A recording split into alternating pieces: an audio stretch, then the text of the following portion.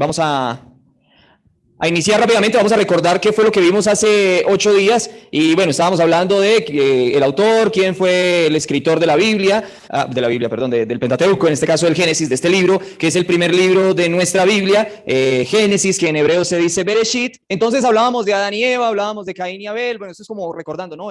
Hablando del tema del diluvio, la epopeya de Gilgamesh, el Popol Vuh, el poema de Trahasis y algunos otros otros relatos del diluvio que existen. Hablábamos de Noé, de la desnudez de Noé y de la torre de Babel. De eso era lo que habíamos hablado hace 8 días, ¿no? Y lo que tenemos hasta este momento es que el hombre rompió su relación con Dios. Entonces Dios creó un hombre y una mujer, creó un lugar, creó algo perfecto para ellos, los puso en ese lugar, les dijo, domínenlo, tomen poder de eso, de este sector o de este lugar que yo les doy, pero el hombre se alejó de Dios, ¿cierto?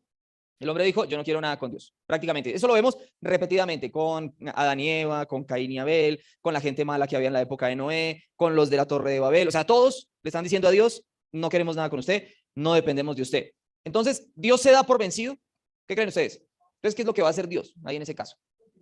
Él va a continuar, claro. Entonces, desde la dispersión en Babel, nosotros vamos a ver que en Babel Dios dispersa a la gente, les cambia el idioma y podríamos decir que ahí sería como el final, ¿no? Los dispersó y ya se va a acabar la maldad porque ya no todos hablan el mismo idioma, no están en el mismo sector, ¿cierto? Y no, la maldad siguió. La lectura empieza a enfocarse en la descendencia de Sem. Si nosotros hemos, las lecturas anteriores nos damos cuenta que siempre se enfoca en todas las descendencias. De hecho, cuando habla de los 3 hijos de Noé, ¿cómo se llamaban?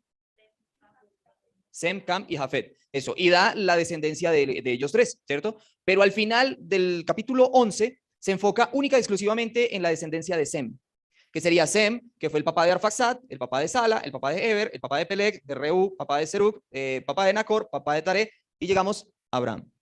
¿Listo? Pero ¿para qué es importante esto? Yo sé que nosotros llegamos a estas partes de la Biblia y eso es como aburridor, ¿cierto? Ay, que la descendencia y que la descendencia, que qué pereza. Entonces esto no lo voy a leer porque esto no es importante y entonces me lo voy a saltar y uno se salta las descendencias. ¿Qué es lo importante de esta descendencia? Exacto, que de Sem llegó a Abraham. Y aquí está la parte del plan de Dios que yo les decía. Entonces Dios se va a quedar quieto. No, Dios tenía también un plan. ¿Cuál era ese plan? Que por medio de un hombre llamado Sem y de su descendencia, él iba a hacer algo que nosotros ya conocemos. Nosotros ya sabemos cómo empieza el Evangelio de Mateo y tenemos toda esa genealogía desde Adán hasta Jesús. Sin embargo, como vamos por partes, aquí vamos a llegar a Abraham, este hombre tan importante. ¿Y se acuerdan cuál era la palabra importante de Génesis? Bendición. Muy bien, hermana. La bendición. Eso era lo que habíamos estado hablando hace 8 días. Esa fue la palabra más importante del Génesis. Quien tenga su Biblia, porfa, léame Génesis capítulo 12, versículos 2 al 3. ¿Cuántas veces nombró la palabra bendición? 5 veces. En 2 versículos. Bueno, recordemos, para que ustedes tengan ese dato, la Biblia no fue escrita por versículos, ¿no? Uno piensa, no, Moisés escribió el capítulo 12 y entonces en el versículo 2 y 3 escribió. No, eso era un solo relato y después lo que hicieron fue partirlo en partes para que fuera más fácil para leerlo a nosotros. ¿Ustedes se imaginan nosotros citar un texto sin tenerlo dividido en capítulos y en versículos? Allá cuando Moisés escribió que Dios le dijo a Abraham que en ti serán benditas todas las naciones, ¿dónde queda eso? Y empieza uno a buscar. Entonces, para facilidad de búsqueda de nosotros, hubo un monje, que les quedo viendo el nombre, dividió en capítulos y después otro monje dijo, bueno, no solo en capítulos, vamos a dividir en versículos y así tenemos la Biblia hoy en día, gracias a estos hombres estudiosos de la palabra. Ok, 5 veces entonces se habla en estos 2 versículos de la promesa de Dios. ¿Cuál era la promesa de Dios? ¿Qué fue lo que le dijo a Adán inicialmente? Que lo iba a bendecir, ¿cierto? Y para que se multiplicaran en la tierra, pero que iban a ser benditos. Todas las simientes iban a ser benditas. Esa es la promesa de Dios y esa es la palabra importante en el libro de Génesis. Entonces, cuando Dios llamó a Abraham, y voy a correr un poquito con esto, tenemos mucho por abarcar hoy y lo lamento si vamos a quedar un poquito mochos, pero es que es mucho, mucho, mucho. ¿Cuántos años tenía Abraham cuando Dios lo llamó? ¿Quién sabe? 65, ¿quién da más? No, pues no necesitan sabérselo. A ver, una aproximación. 100, no. ¿Quién da menos? 99 menos, no, menos. Sí, 80, porque 100 tenía cuando nació Isaac. 80 menos. 75. 75 años tenía Abraham cuando Dios le hizo el llamado. ¿Ustedes se acuerdan? Abraham, ¿quién era? Ya vimos ahí la genealogía, ¿cierto? Dijimos que viene de la descendencia de Sem. Pero ¿quién era Abraham? El hijo de Taré. Eso, pero ¿quién era? ¿Qué era él? Un panadero, un jugador de fútbol, como pastor, sí, más o menos. Ellos eran errantes, ¿no? Ellos caminaban. Ellos eran, ¿cómo es que es la palabra? No, ¿cómo? Nómadas, gracias hermano. Nómadas, ellos eran nómadas, entonces ellos no estaban establecidos así como nosotros, ¿no? Ellos hoy armaban su carpa acá y al otro día caminaban y armaban su carpa en otro lado y ellos iban buscando siempre pastos frescos para su ganado, ¿cierto? Por eso ellos no conocían la agricultura, porque ellos se la pasaban en movimiento. En movimiento. Bueno, sí conocían la agricultura, pero no la practicaban porque ellos se la pasaban en movimiento. Ok, y resulta, bueno, un dato importante es que con 75 años, yo me creo viejo con 36, y ellos con 75 años no eran viejos, todavía estaban jovencitos. La vejez empezaba un poco después. Ellos duraban siendo jóvenes mucho tiempo. Ahora nosotros duramos mucho tiempo siendo viejos, ¿cierto? Pero ellos en su época, ellos duraban mucho tiempo siendo jóvenes. Con 75 todavía era un hombre joven. Y hay algo que sucedía muy a menudo y es que como todas estas tierras son tan secas, entonces hay muchas hambrunas. El sol empieza a quemar los cultivos, a acabar con todo, a secar los ríos, a secar las lagunas y hay muchas hambrunas, ¿cierto? Y pasa que hay una hambruna. Entonces Abraham tiene que llegar hasta Egipto. ¿Qué pasó en Egipto?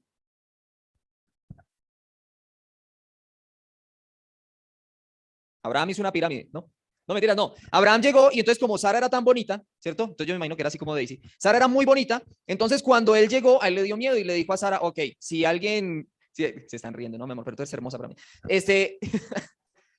Entonces Abraham le dijo a Sara, le dijo, bueno, yo voy a decir que usted es mi hermana, porque es que usted es muy hermosa y si alguien quiere quedarse con usted, me van a matar. Seguro me van a matar. Y preciso, Faraón puso los ojos en Sara. Y entonces él dijo, no, ella es mi hermana. Y entonces Faraón se la llevó, la empezó a pretender y empezó a caer maldición de Dios en Faraón. Después Faraón le dijo, venga, ¿usted por qué me hace esto? ¿Por qué no me dijo la verdad? ¿Por qué no me dijo que era su esposa en lugar de que era su... ¿por qué no me dijo que era su esposa y por qué me dice que era su hermana? Entonces lo saca. De hecho, dice la Biblia que los expulsan de Egipto. No es como que, ay, venga, le voy a dar cosas y váyase por las buenas. No, los expulsan de Egipto y dice, sáqueme esa gente de aquí ya. Porque ellos vinieron a traer maldad hacia nuestro pueblo. Y hay un dato interesante hay un dato interesante y es que es muy común que en Egipto siempre hubiera comida, siempre hubiera cosecha, mientras que en los pueblos aledaños hubiera sequía. ¿Por qué creen ustedes? ¿Por qué? ¿Tenían río? Claro. ¿Y cuál es el río que hay? El Nilo. Claro. Entonces, si ustedes se dan cuenta, ustedes pueden mirar en Nat Geo, en Discovery Channel o entren a YouTube, no solo Facebook. Ustedes pueden entrar y miran y se van a dar cuenta que todo el pueblo de Egipto radicaba a las orillas del delta del Nilo. Ellos no se expandían mucho más allá, porque para allá todo eso era desértico. Ellos todos estaban cercanos al río, porque el río les proveía a ellos agua para sus cultivos. Entonces ellos casi nunca estaban en sequía, precisamente porque el Nilo era el que les ayudaba a ellos con sus cosechas. Y ustedes se van a dar cuenta más adelante que vamos a hablar también de Génesis, donde pasa algo similar, donde todo el mundo tiene hambre, pero en Egipto hay producto, hay cosecha. Ok, y otra cosa era que también se han hallado en los hallazgos arqueológicos, hay documentos donde dicen los egipcios que era muy común que los pueblos aledaños llegaran a Egipto a comprar grano y no se fueran, sino que se quedaran como refugiados en el mismo Egipto y ellos armaban sus tiendas y se quedaban por largos periodos mientras pasaba la sequía y volvían a seguir entonces en su camino buscando comida, buscando alimento. Ok, ¿qué creen ustedes que nos muestra la mentira de Abraham? O sea, Abraham es mencionado como quién en Hebreos. Hebreos 11, como el padre de la fe, ¿cierto? O sea, es el héroe de la fe, es la persona más importante de la fe. Y no demostró fe aquí en este lugar, en este momento, porque si hubiera tenido fe, dice, no, si es mi esposa y Dios me va a librar, ¿cierto? Pero no demostró fe. Entonces, ¿qué está demostrando en este caso? Miedo. ¿Y qué otra cosa está demostrando? Inseguridad. ¿Qué otra cosa? Falta de fe. ¿Qué otra cosa? Que es un ser humano. Lo mismo que hacemos nosotros. Nosotros todos tenemos fe, nosotros todos confiamos en Dios, nosotros todos, pero cuando llega el momento, dice que en un momento, cuando la muerte está a la puerta, hasta el ateo confiesa a Dios. ¡Ay, Dios mío! ¿Cierto? Y eso que es ateo, no cree en Dios. ¡Ay, Dios mío! Eso. Y eso mismo le pasó a Abraham. Miren ustedes cómo es de bonita la Biblia, que nosotros idealizamos y, digámoslo así, vamos a utilizar la palabra, endiosamos la Biblia y decimos, es que la Biblia muestra personajes perfectos. ¿Abraham mostró ser perfecto? No, como usted o como yo, un hombre cualquiera que dijo una mentira con tal de que no tuviera un problema, ¿cierto? Entonces la Biblia no nos está mostrando hombres perfectos. Nos está diciendo que tenemos que ser perfectos, así como Dios, que tengamos o que tratemos de llegar a la estatura de Cristo, de esa perfección. Sin embargo, Él nos muestra que a través de la historia, por ejemplo, en este caso de Abraham, Dios se vale de hombres imperfectos para mostrar su perfección. Y ahí vamos con el relato, ¿cierto? En el capítulo 13 dice que Abraham y Lot se separan. Entonces ellos empezaron a aumentar sus posesiones, sus ganados, sus cabras, sus animales, sus criados, bueno, todo empezó a aumentar. Tenían oro, tenían plata. ¿Y qué pasa cuando uno tiene tanto dinero? pues que el dinero lo corrompe a uno, ¿cierto? Entonces, los pastores de ellos, no entre Lot y Abraham, porque ellos eran tío y sobrino, sino que los pastores de ellos empezaron a pelear entre ellos. No, que yo encontré primero este pasto para mi ganado, que no, que fui yo, que no, que es que Abraham me dijo que llevara el ganado a este pozo. No, pero es que Lot me dijo primero. Y entonces ellos empezaron a pelear entre ellos. Y entonces Lot y Abraham, en medio de la sabiduría que solo Dios da, dijeron, ok, bueno, entonces vamos a dividirnos porque ya tenemos muchas posesiones y no podemos seguir juntos. O si no, entonces vamos a resultar aquí peleando entre todos. Entonces, resulta que ellos estaban en el Negev, ahí está el mapita, ¿cierto? Que en esa parte verdecita de ahí abajo, ellos estaban parados en el Negev y ahora sí vemos la fe de Abraham. Y Abraham, entonces Lot le dice, bueno, ¿cómo vamos a partir? ¿Cómo partirían ustedes si tuvieran una sociedad? Ustedes son socios de José Luis y están vendiendo naranja, pero todos los días se venden 500 bultos de naranja, ¿sí? Imagínese usted esa cantidad de plata que están recibiendo y les toca dividirse. Entonces dicen, vamos a dividir Bogotá. Entonces, ¿con quién se queda usted? ¿Con el sur o con el norte? Con el norte, ¿cierto? Ahí mismo decimos, no, yo me quedo con el norte, de una. ¿Por qué? Porque el sur vende menos, ¿cierto? En cambio, el norte vende más. Ahora, si fuera cerveza, entonces yo me quedaría con el sur. Listo. Entonces, ellos estaban en el Negev. Mire dónde queda el Negev. Y Lot le dice, ¿y entonces? ¿Cómo vamos a hacer? Entonces Abraham le dice, bueno, escoja lo que usted quiera. Para donde usted se vaya, yo me voy para el otro lado. Entonces Lot, bien avispado él, parecía paisa. Entonces él levantó sus ojos, empezó a mirar y se dio cuenta que al otro lado del Jordán, o sea, por ahí por donde dice el mar salado, que bueno, realmente es el mar muerto, no sé por qué dice mar salado, donde dice Sodoma y Gomorra, esa lineecita azul que entra ahí al mar muerto y que sale después al lado de Sodoma y Gomorra, es el Jordán, ¿cierto? Entonces él dice, ok, ese pedazo de allá se ve como verdecito, ¿no? Son puras praderas, por allá la tierra debe ser buena, en cambio esto es un peladero. Entonces, yo me voy para el otro lado del Jordán. Avispado él. Entonces Abraham le dice, listo, vaya, y yo me quedo a este lado. Ok, entonces Lot resultó en Sodoma y Gomorra. En el capítulo 14,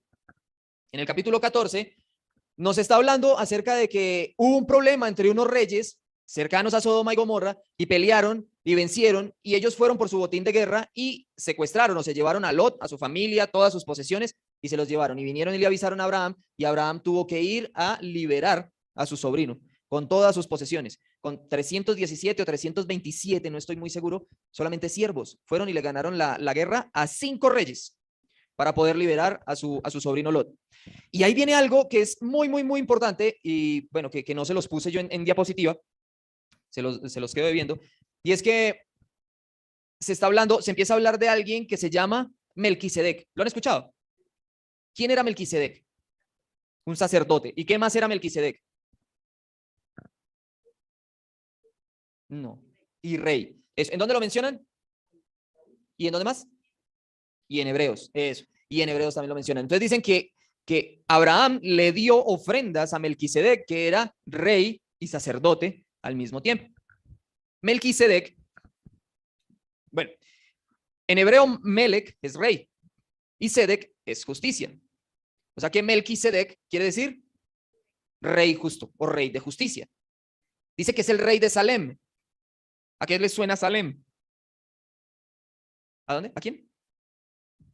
A Jerusalén. ¿A quién? A Jerusalén, muy bien, esta gente es muy pila. A Jerusalén, exacto. Entonces, en esa época Jerusalén no existía, ¿cierto? Jerusalén no existía porque eso lo conquista David, recordemos que lo conquista David, más adelante lo vamos a ver. Pero no, y otros días van a decir, uy, va a llegar hasta Reyes. No, después David conquista Jerusalén, pero en la época se llamaba Salem, todavía era Salem. Y Melquisedec era el rey de Salem, era rey y sacerdote al mismo tiempo. Pero miren lo extraño, y es que, si les preguntan, yo no se lo sostengo a nadie, pero para mí es un anacronismo. ¿Qué es un anacronismo? Pues es algo que está fuera de su tiempo, ¿no? No sé si ustedes han visto, digamos, una película de vaqueros y aparece con zapatillas, con tenis, digamos, ¿sí? Entonces, en la época de los vaqueros habían tenis, no, ¿cierto? Eso es un anacronismo, o sea, es algo que está fuera de su tiempo. Para mí, esto es un anacronismo, bueno, para mí y para teólogos muy importantes, es un anacronismo de una bendición mesiánica. Porque ¿quién fue el que fue rey y sacerdote al mismo tiempo? Jesús. Exacto. Entonces es como si hubiera sido una personificación del Hijo en ese momento bendiciendo a Abraham, aunque parece que no fue una historia real, pero hasta ahí lo vamos a dejar. O lo otro que dicen los teólogos y esta gente que estudia mucho es la importancia de este relato de que hay dos personas que, póngale cuidado, en ese momento Dios no se le había presentado a nadie, ¿cierto? Hasta ahora había hablado con Abraham. Y no hay, digámoslo así, como una religión, no se le rinde culto, nadie le hace sacrificios, no hay una iglesia, no hay nada, ni un tabernáculo, nada. Pero hay un hombre llamado Abraham que le rinde culto y tributo a este Dios, y hay otro que es Melquisedec a miles de kilómetros de distancia que también le rinde culto a este mismo Dios. Entonces, como la importancia de la presencia de Dios en diferentes puntos cardinales del mundo antiguo. Eso como primero. Y segundo, que en hebreo cuando habla, que dice que es sacerdote del Dios Altísimo, utiliza una palabra que es Elión, el Elión. Y Elión es utilizado única y exclusivamente cuando se habla de Jehová o de Yahvé o de nuestro Dios, ¿sí? Porque también se utiliza Elohim, que habla de cualquier deidad, cualquier tipo de deidad. Pero en este caso sí está hablando del Dios Altísimo, de nuestro Dios. O sea que sí se le rendía tributo o culto a nuestro Dios. Vamos a seguir avanzando. Ok, ¿cómo se llamaba la esposa de Abraham? Por teléfono, ¿cierto? ¿Cómo se llamaba? Sara. Ok, ¿y Sara era? Vieja, no, estéril. Y Sara era estéril. Ok, punto importante. La esterilidad de las mujeres en el mundo antiguo era una deshonra. Era algo de amargura. Hoy en día muchas mujeres quisieran ser estériles, ¿cierto? Para no tener que ir a hacerse la cirugía, la cosa esa que se tiene que hacer. Pero en esa época eso era algo muy doloroso. ¿Por qué? Porque el único papel que desempeñaba la mujer en la sociedad era procrear. Eso era lo único que desempeñaba la mujer en esa época en la sociedad. Y que aparte usted no pueda procrear, que es para lo único que sirve la mujer en ese momento. No se me ofendan, mujeres, por favor, estamos hablando de una época muy, muy fuerte de machismo. Pero digamos que para lo único que sirve la mujer es para tener hijos. Y no puede tener hijos. Entonces, ¿para qué sirve? Exacto. Entonces era muy, muy difícil para ellas ser estériles. Era algo de sufrimiento, era algo doloroso. De hecho, era como deshonra y ellas lloraban y le oraban a Dios y le decían, venga, ¿usted por qué me lo hace? No, ¿por qué no me permite tener hijos? Si eso es lo que yo más anhelo, tener hijos. Y eso lo vamos a ver más adelante. Entonces, Sara era estéril. ¿Y entonces qué hace Sara? Agarra a Agar, que era su esclava egipcia, y se la mete en la tienda a Abraham y le dice a Abraham, vaya pues mi hijo y tenga un hijo porque yo no soy capaz de darle hijos. Y Dios le hizo a usted una promesa de que usted iba a tener muchos hijos y no los iba a poder contar, pero conmigo no fue. Eso. Entonces vaya y con mi esclava usted va a poder tener toda esa descendencia. Y Abraham, pues bien obediente como es uno de esposo, pues entonces él entró a la tienda y le hizo caso a su esposa, ¿cierto? Pues los esposos de esa época, ¿no? Porque uno también es obediente, ¿cierto? Solo que nosotros no tenemos esclavas. Entonces, ok. Y vuelve y juega otra vez un pensamiento humano, una conducta humana. No esperó en Dios, sino que dijo, pero como yo no le puedo dar hijos, entonces téngalos con mi esclava, ¿cierto? Pensamiento humano otra vez, vuelve y juega. Pero entonces Dios le dice a Abraham, ya después de que había nacido Ismael, Dios hace otro pacto con Abraham y le dice, mire, ¿sabe que vamos a renovar el pacto? Y de ahora en adelante, cada vez que usted tenga un hijo, bueno, cada vez que el pueblo tenga un hijo varón, le vamos a hacer la circuncisión. Ole, yo iba a poner una lámina sobre eso también y se me olvidó. ¿Saben cómo es la circuncisión? Eso, cortan el prepucio del pene al hombre. Eso, listo.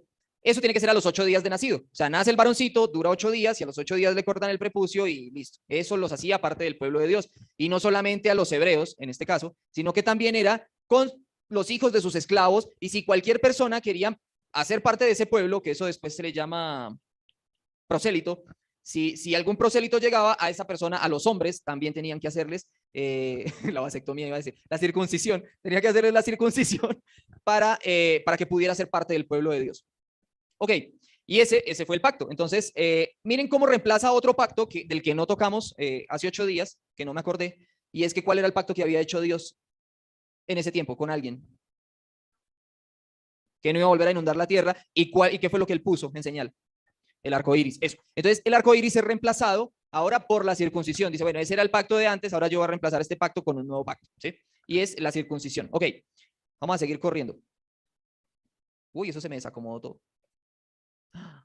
¿Por qué? Bueno, ok, ya no me van a entender muy bien. Pero entonces resulta que en Génesis 17:17 y 18:12 dice primero que Dios llega a hablar con Abraham y le dice, Abraham tenía 99 años y le dice, bueno, yo le voy a dar un hijo, pero ese hijo va a ser de Sara. Entonces dice que Abraham en su corazón se rió, ¿cierto? Internamente se rió y dijo, yo ya soy viejo, Sara es estéril, ¿cómo lo va a hacer? Y después en el 18:12, también cuando llega Dios a hablar con Abraham, está Sara ya parando oreja desde la tienda, ¿cierto? Y escucha, típico. Entonces escucha desde la tienda, pero no lo digo yo, lo dice la Biblia. Entonces escucha, Sara escucha desde la tienda que Dios le dijo que iba a tener un hijo y ella también se ríe y dice, ay, como yo siendo tan vieja, ahora voy a tener hijos. Entonces Dios les dice, mire, la palabra, lástima que no está funcionando bien la diapositiva, pero la palabra tzhok, vale, pare bolas, la palabra tzhok es risa en hebreo. Y Yitzhak, que es realmente el nombre de Isaac, quiere decir él reirá. Por eso fue que Dios le dijo, bueno, entonces le va a poner un hijo que se va a llamar Isaac o Yitzhak, que quiere decir él se reirá o el que se ríe con Dios. Y por eso es el nombre de Isaac, porque otra vez, en medio de su humanidad, ellos no creyeron. Dijeron, no, ¿qué va a poder? Ya estamos ancianos, ella es estéril, no va a ser capaz. Y Dios dijo, ok, les voy a mostrar que sí soy capaz. Lástima que les iba a mostrar otra cosa ahí en esa diapositiva, pero como está desacomodada, posiblemente no lo van a entender.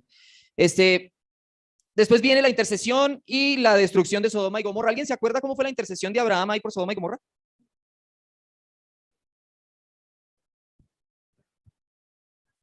Eso. Entonces, eso empezó como una puja, ¿no? Como quién da más, quién da más. Y entonces es que Dios le dijo, mire, ahora me dirijo a Sodoma y a Gomorra porque la multitud de sus pecados ha subido hasta mí y voy a destruir ese pueblo. Y entonces Abraham le dijo, bueno, pero si hubieran, creo que 50 buenos, y 50, y Dios le dijo, bueno, por amor a esos 50, entonces Abraham dice, uy, no, se la va a bajar otro poquito. Pero si hubieran 40, entonces Dios le dice, bueno, por amor a esos 40. Bueno, pues si hubieran 30, bueno, por amor a esos 30. Y si hubieran 20, pues por amor a esos. Y si hubieran 10, por amor a esos 10. Abraham seguramente dijo, no, ya con este ya es imposible que no hayan 10. Y no había. Resulta que llegaron dos ángeles allá a Sodoma y Gomorra.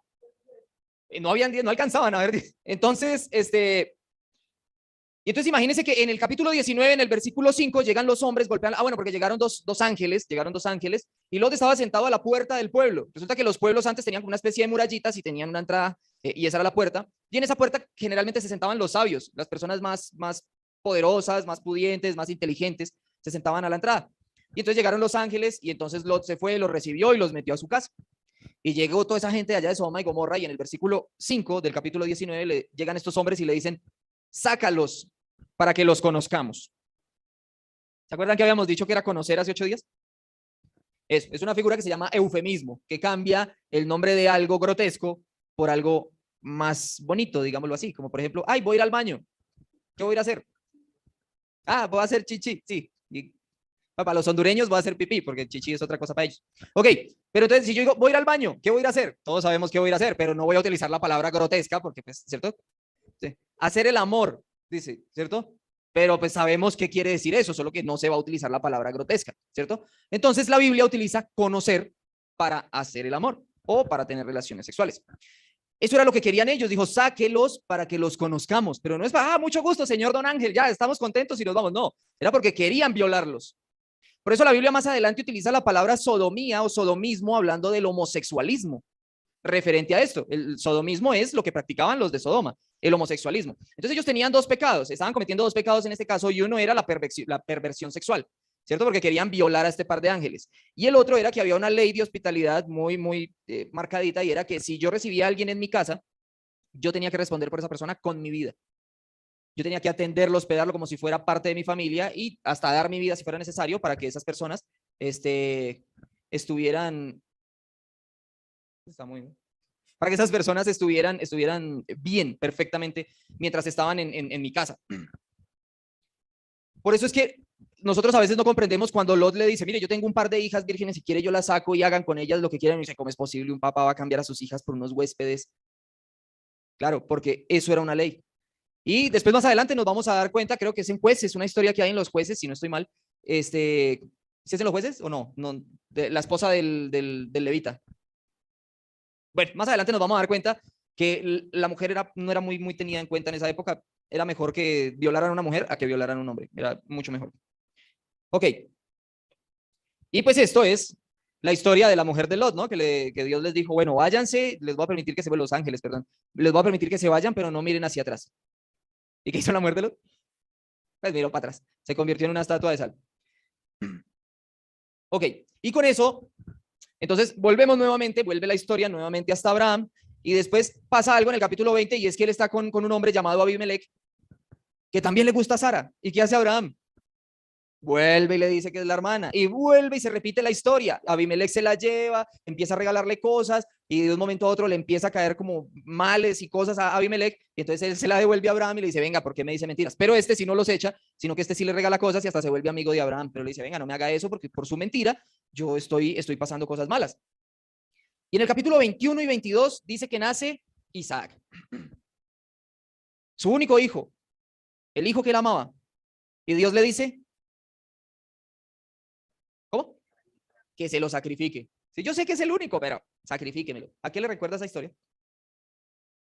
A Jesús, claro. Su único hijo, y lo sacrifica. Solo que ya todos sabemos la historia de Abraham e Isaac, que cuando él levantó el cuchillo y lo iba ya a sacrificar, pues vino un ángel y le dijo, venga, no le haga nada al muchacho, y ahí hay un carnero enredado por los cuernos, vaya, agárrelo a él y hágame sacrificio con ese carnero. Capítulos 23 y 25, Sara se muere. Qué tristeza. Pero Abraham se casa con Sétura. La reemplazó. Isaac se casa con Rebeca, y Rebeca es hermana de un hombre que se llama Labán. ¿A qué le recuerda esa historia, esa diapositiva? Jacob y Esaú. Mire que Isaac se casa con Rebeca y Rebeca era estéril, otra más que era estéril. Sin embargo, Dios le dice, ok, yo también les voy a dar descendencia. Y después de ser una mujer estéril, le nacen mellizos. Y dice que el primero que salió fue Esaú, él era el primogénito, pero que trabado del tobillo o del talón venía pegado Jacob. Por eso Jacob tiene ese nombre, porque el nombre o la palabra talón en hebreo es muy similar al nombre de Jacob. Pero también Jacob quiere decir el suplantador, o sea, se le acomodó todo, se le acomodó todo. Dato curioso, Jacob en inglés es James. Dato curioso. Ok, entonces, nosotros vamos más adelante en la lectura y nos damos cuenta que Esaú cambió su primogenitura ¿por qué? Por un plato de lentejas, a ustedes que no les gustan las lentejas. Y Esaú cambió su primogenitura por un plato de lentejas. Pero uno dice, ¿y qué es un plato de lentejas? ¿Acaso qué es una primogenitura? ¿Para qué me sirve eso? Bueno, posiblemente ahorita no sirve para mucho. Pero en esa época la primogenitura era algo muy, muy, muy importante. ¿Por qué era importante? Porque resulta que él era el dueño de la familia. En esa época ser el primogénito era prácticamente ser el dueño de la familia. Si yo era el primogénito de mi familia, yo podía decir, mire, yo te la vendo como esclava, yo te lo mando matar, yo le voy a quitar esta tierra, yo voy a hacer tal cosa, porque él era el dueño de la familia. Entonces era muy, muy importante ser el primogénito. Sin embargo, Esaú le dijo a Jacob, le dijo, no, pues si me voy a morir de hambre, ¿yo para qué quiero esa primogenitura? Agárrela usted y déme mi guisado con mi platado de lentejas, porque igual yo me voy a morir de hambre. Y ahí la cambió. Cambió algo muy, muy, muy importante. Mire que ya vamos nosotros por el capítulo 25. ¿Cuántos capítulos tiene Génesis? 50. Y desde el capítulo 25 hasta el capítulo 50 es mencionado Jacob. O sea que es el patriarca más importante, según el Génesis, ¿no? O por lo menos el que más historias tiene para contarnos. Y ahí vamos. Mire que Isaac es engañado. Ya después, al final de sus días, Isaac queda ciego. Y pues como Esaú era velludo, ¿cierto? Y grande porque él era cazador. En cambio, Jacob era ahí todo chiquitico, más como yo, ¿cierto? Más como yo, más de la casita, más que le ayudaba a la mamá. Rebeca quería mucho a Jacob. En cambio, Isaac quería mucho a Esaú. Isaac le iba a dar la bendición a Esaú. Pero entonces Rebeca lo engaña y le dice, bueno, como su papá está ciego, vamos a aprovechar para que le dé la bendición. Lo engaña, entra Jacob, se pone una piel de un animal, no me acuerdo qué animal era, como de un chivo o algo así, de un cabro, en los brazos y se acerca y pues claro, esa era la manera porque Isaac ya no veía, entonces lo tocó y este es mi hijo Esaú, lo bendijo y tal. Y cuando se dio cuenta, pues no le había dado la bendición a Esaú, sino que se la dio fue a Jacob y ya no podía echar reversa. Él ya no podía decir, ay, no, lo desbendigo, no, ya se quedó con la bendición.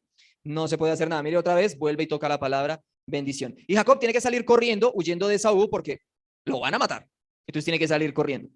En el capítulo 28, versículos 12 al 14, él recibe la promesa que Dios le dio a Abraham. Entonces Dios le da la promesa también a Jacob y le dice, ok, en usted voy a multiplicar en mi pueblo. En usted va a haber una muchedumbre de personas.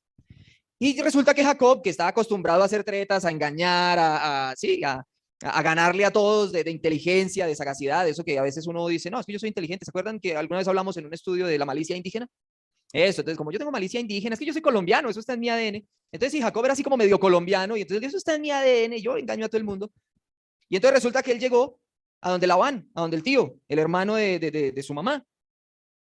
Y entonces llegó y se enamoró perdidamente ¿de quién? De Raquel. Y entonces él dijo, ok, yo me quiero casar con ella. Y él dijo, bueno, pero pues Labán, le dijo el papá, el suegro, el suegrito. Le dijo, bueno, pero pues es que para eso tiene que trabajar 7 años gratis. Usted me va a trabajar 7 años gratis por ella y yo se la entrego. Entonces yo digo, 7 años por una mujer, 7 años son como un día. Yo se los le trabajo más si quiere y arrancó a trabajar. Y al cabo de los 7 años, que fue el matrimonio, entonces él llegó, se casó y toda la cosa. Y cuando llegó en la noche, se conocieron, ¿cierto? Ya sabemos qué quiere decir la palabra conocer. Se conocieron y cuando le descubrió la cara, ups, era Lea. En la mañana se dio cuenta. Yo, me metieron gato por liebre. Entonces él fue y le hizo el reclamo a Labán y le dijo, venga, ¿usted por qué me hace eso? Y entonces él le dijo, bueno, es que resulta que aquí no acostumbramos a casar a la menor, primero casamos a la mayor y Lea es la mayor. Entonces, pues yo le tengo la solución. ¿Cuál fue la solución? Otros 7 añitos, ¿cierto? Entonces arranque a trabajar otros 7 años.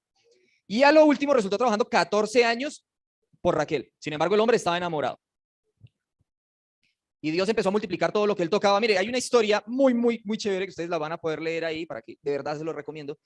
Y es que él empieza a hacerle una jugada a Labán con el tema de los cabritos, que los pintados, que los negritos, que los de manchas, exacto, y los cruzaba. Y Labán creía que él estaba también haciéndole la jugada a Jacob, pero resulta que Jacob era más inteligente, ¿sí? Y resultó multiplicando todo su rebaño y él tenía cualquier cantidad de animales y de sirvientes ciegos y Labán cada vez más pobre.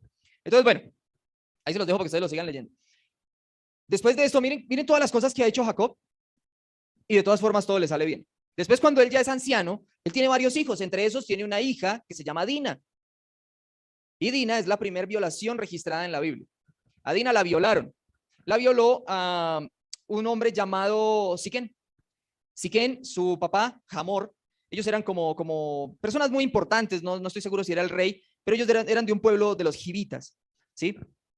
Y violó a Dina. La vio, era muy bonita, la agarró, la violó y la mancilló y bueno, la muchacha llegó allá a su casa, ellos no eran hombres de pelea, entonces de todas formas este hombre Siquén dijo, bueno, yo me quiero casar con ella, porque ella me gusta mucho, yo me quiero casar con ella. Entonces en ese momento ya Jacob tenía 2 hijos, uno llamado Simeón y otro llamado Leví, y ellos dijeron, bueno, listo, entonces si se quiere casar, entonces se tienen que circuncidar todos los varones del pueblo. Y les prometieron esta vida y la otra, les dijeron, les vamos a dar y compartimos lo que tenemos y ustedes se casan con nosotros, nosotros con ustedes, nos vamos a mezclar, pero se tienen que circuncidar. Entonces dijeron, listo, vamos a hacerlo. Y dice que al tercer día, que era la parte como de más dolores de la circuncisión, imagínese usted tener un dolor en esa parte, que era el día de más dolores de la circuncisión, entraron Simeón y Leví y mataron a todos los hombres, no dejaron vivo a nadie. Y así vengaron ellos la violación de su hermana. Bueno, se muere Raquel. Y aquí queda la descendencia. Mire. Entonces, resulta que Raquel era ¿qué? También era estéril. Entonces, las esposas o las mujeres amadas de todos los patriarcas fueron estériles. Y si nosotros nos damos cuenta, aquí también hubo como una carrera desesperada, porque entonces Raquel, pues Lea, que era su hermana, se burlaba de ella y le decían, usted no le da hijos, en cambio yo sí le doy hijos, él me va a querer más a mí porque yo le doy hijos. Mire, si usted mira, los moraditos son los hijos de Lea, Rubén, Simeón, Leví, Judá, Isaacar y Zabulón, son 6. Entonces ella se burlaba y le decía, usted no le puede dar hijos, en cambio yo sí. Entonces, ¿qué hizo Raquel? Dijo, bueno, entonces le presto a mi sierva, a Bila, se la voy a dar para que tenga hijos con ella, que van a ser como mis hijos, que son los verdecitos, Dan y Neftalí, ¿cierto? Entonces ella dice, sí, entonces yo también tengo una sierva que se llama Silpa y también se la voy a dar para que tenga hijos con ella, que son los amarillitos, Gad y Aser. Y por fin Dios se acordó de Raquel y le dio 2 hijos, José y Benjamín, que eran los hijos que más amaba Jacob, precisamente porque eran los hijos de la mujer a la que él amaba. Y de ahí, pues, estos nombres son importantes que ustedes los tengan en su memoria. ¿Por qué? Porque son las 12 tribus de Israel. Exacto, Rubén, Simeón, Leví, Judá, bueno, Leví, de los levitas, Judá, Dan, Neftalí, Gad, Aser, Isaacar, Zabulón, José no y Benjamín sí. Pero eso lo vamos a ver el próximo domingo, iba a decir, el próximo miércoles. ¿Quién es este? El de la túnica de colores. José. Ok, José, que era casi que el menor, pues el menor era Benjamín, pero este era el que más amaba a Jacob en su momento. Y todos sabemos la historia, eso lo hemos visto en Semana Santa, ya estamos cansados de ver las películas de José, que él tiene un sueño y le dice a sus hermanos que ellos son como montones de trigo y que él está en el centro y que esos montones de trigo le dan reverencia y bueno, ellos se molestan porque ellos piensan que él es el centro del universo y que como así, entonces nosotros le vamos a rendir tributo a usted sabiendo que usted es el menor y bueno, ellos se ponen celosos. Y entonces José, en un momento que Jacob lo manda a llevarles algo a sus hermanos que están en el campo, ¿qué le hacen ellos? Lo secuestran, sí, lo meten en un pozo. Y dice, ¿qué vamos a hacer? Vamos a matarlo. Vamos a matarlo. Y entonces Rubén, que era el mayor, dice, uy, no, venga, no, hasta allá tampoco, no. Si hagámosle algo, pero no lo matemos, no. Entonces él dice, bueno, vamos a venderlo. En ese momento pasó una caravana de ismaelitas. ¿Quiénes eran los ismaelitas? Los descendientes de Ismael. Mire que eran hasta familia. Eran como primos en 9º, 10º grado, yo no sé, pero eran hasta familia. Los ismaelitas eran descendientes de Ismael. ¿Quién era Ismael? El hijo de Abraham, con la esclava, con Agar, ¿cierto? Entonces miren que ya han pasado algunas generaciones, pero sin embargo ellos eran familia prácticamente, eran hijos de Abraham igual. Se lo vendieron a los ismaelitas y los ismaelitas fueron a Egipto y en Egipto lo vendieron como esclavo. ¿Y quién lo compró? Potifar. Y mire que en el capítulo 39, versículo 12, ustedes van a hacer una hoguera ahorita y me van a quemar por lo que voy a decir. Pero dice que, ya me miran con ojos de... Mire que dice que la esposa de Potifar fue y sedujo a José y que le arrancó la ropa y José salió a correr huyendo y la esposa de Potifar quedó con la ropa de José en su mano y con eso lo acusó. ¿Cómo se vestían ellos antes? Con una túnica, ¿cierto? Qué fácil es arrancarle la túnica a un hombre. Se cree que posiblemente José inicialmente accedió, pero después se acordó. Después se acordó, se dejó seducir y se acordó y salió a correr. Eso es lo que dicen los teólogos, ¿no? Porque para arrancarle una túnica a alguien así porque sí, mucho más una mujer a un hombre, pues un poquito más difícil. Sin embargo, como hemos estado leyendo en todo el Génesis, hay personas a las que Dios usa, pero que son humanos. Cometemos errores. Todos ellos cometieron algún error. Ok, en la cárcel, porque ella lo acusa, entonces lo meten a la cárcel y en la cárcel conoce a un panadero y a un qué? A un copero, eso. Conoce a un panadero y conoce a un copero. Y entonces, ¿cómo no? Del rey, sí, el copero del rey y el panadero del rey, del faraón. O sea, no era cualquier panadero y cualquier copero, eran personas muy importantes que habían hecho algo malo y pues resultaron ahí metidos. Ok, y ellos tienen sueños y él les descifra los sueños y al panadero le dice que lo van a matar. Y al copero le dice que le van a restituir su trabajo. Pasa el tiempo y pasa exactamente lo que José había dicho. Y con el tiempo, pasó esto. Faraón tuvo un sueño. ¿Qué sueño tuvo Faraón? Vacas gordas y vacas blancas. Vacas como yo y vacas gordas. ¿Señora? No, las flacas se comen a las gordas. Y las espigas, ¿cierto? Las espigas feas devoraban a las espigas bonitas como yo. Entonces, resulta que Faraón está ahí como que, ¿y eso qué quiere decir? ¿Y qué pasa ahí? ¿Pero y quién? Y entonces llevan un poco de gente que descifre y nadie puede descifrar hasta que el copero se acuerda y dice, ay, ¿verdad? Hay alguien que descifra los sueños y lo mandan llamar. Y José descifra el sueño. ¿Y qué era el sueño? Eso. 7 años de abundancia primero, que eran las gordas, y 7 años de escasez, que eran las flacas. ¿Nos recuerda que acabamos de leer algo hace un momento así? Exacto. A la hambruna que tuvo que pasar Abraham por la que resultó en Egipto y resultó negando que su esposa era su esposa, diciendo que era su hermana, ¿cierto? Entonces había comida en Egipto y José estaba, bueno, él empezó a construir graneros, almacenar y bueno, él sabía cómo hacer porque Dios le decía cómo tenía que ir haciendo para que el pueblo de Egipto no pasara hambre. Ahorita nos van a decir por qué. Y después llegaron los hermanos de él a comprar comida. ¿Y qué les dijo José? ¿Qué les dijo? Que eran espías, sí. Si ustedes solamente vienen a mirar qué es lo que hacemos nosotros para llevar el secreto a otro lado y entonces los encarceló. Tuvieron 3 días en la cárcel y después los dejó salir y les dio comida y les vendió y les preguntó cositas. Y entonces ellos dijeron, no, mire, nosotros somos tantos, pero tenemos un hermano menor y uno que se murió solito, sin que nadie le hiciera nada, y nosotros no le hicimos nada, él se murió solito, de un resfriado le dio COVID, y tenemos uno menor que está en casa con mi papá, y pues él no se va porque pues mi papá casi se muere por el hermano que se nos murió, y pues ese es el consentido de él, entonces él no se mueve de ahí para que a mi papá no le pase nada. Entonces, José dice, bueno, si es cierto lo que ustedes me están diciendo, entonces Simeón se va a quedar en la cárcel y ustedes van a ir a llevar comida y me van a traer a ese hermano menor para que yo lo conozca. O si no, Simeón se queda en la cárcel. Ellos fueron, hablaron con Jacob. Jacob, bueno, casi que no los deja ir hasta que los dejó ir. Llevaron a Benjamín y José los recibe nuevamente. En ese momento él se llamaba Safnat Panea. Él los recibe, les da comida, los trata súper bien, les da, pues mejor dicho, el mejor banquete, los despide, los despacha. Bueno, la primera vez no les había cobrado la comida. En esta segunda tampoco les cobra la comida que les vendió, pero mandó a que uno de sus siervos echara su copa real, bueno, la copa una copa, sí, no les voy a decir de qué era la copa, era una copa muy importante para él, era la copa que tenía la foto de su familia ahí, y se la hizo echar dentro del saco de comida que llevaba Benjamín para acusarlo de ladrón. Después los alcanzan, bueno, pasa todo esto y lo tienen que devolver y lo apresan. Después él se muestra quién es y les dice, bueno, no, yo soy José, su hermano, todos lloran, se abrazan y van por Jacob y vuelven a Egipto. Ok. Así termina el libro de Génesis. Muere Jacob y muere José. Jacob muere tranquilo porque ya tiene todos sus hijos reunidos, les da la bendición. José tiene un hijo, tiene 2 hijos, uno se llama Efraín y el otro se llama Manasés. Y si ustedes estaban preguntando por qué son solo 12 tribus y hay 12 hijos de Jacob, más los 2 hijos de José serían 14, es porque Leví, que era un hijo de Jacob, no recibió heredad, se vuelven sacerdotes, y el otro era José, que no necesitaba recibir heredad, porque él era casi que el dueño de Egipto en ese momento, era el segundo al mando, entonces no necesita.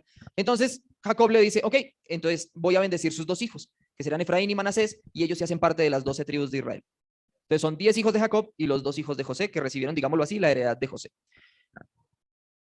Génesis hasta este momento nos enseña que aunque nosotros hagamos todo lo posible por alejarnos de Dios, mire cómo todos los seres humanos se han tratado de alejar de Dios. Dios siempre tiene un segundo plan. Yo quiero que ustedes lean Génesis capítulo 50, versículo 20. ¿Quién lo tiene? Vosotros pensasteis mal contra mí, mas Dios lo encaminó para bien, para hacer lo que vemos hoy, para mantener en vida a mucho pueblo. Gracias.